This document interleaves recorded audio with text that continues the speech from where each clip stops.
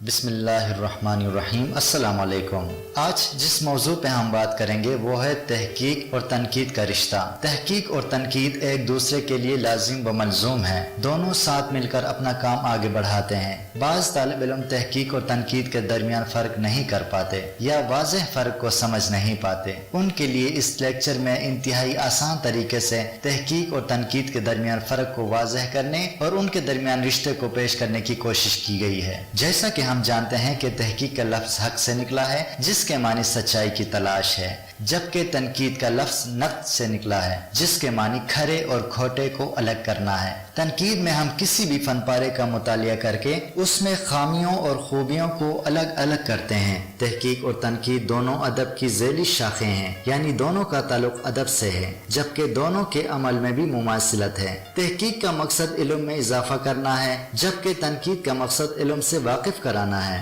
تحقیق میں دریافت پر زور دیا جاتا ہے، یعنی نئی چیز سامنے لائی جاتی ہے، جبکہ تنقید میں موجودہ چیز کو پرکھا جاتا ہے کہ وہ کتنا درست ہے۔ تنقید کا کام تشریح کرنا ہے۔ ایک نقاد یہ کوشش کرتا ہے کہ جس فن پارے کے بارے میں وہ تنقید کر رہا ہے اس کی وضاحت کرے۔ تحقیق وضاحت کا نام نہیں ہے۔ تنقید میں ذاتی رائے دی جا سکتی ہے، لیکن تحقیق میں حقائق کو بیان کیا جاتا ہے۔ یہ تھا ہمارا آج کا مختصر لیکچر۔ امید ہے آپ اس سے مستفید ہو گئے ہوں گے۔ ہمیں اپنی رائے سے ضرور آگاہ کیجیے۔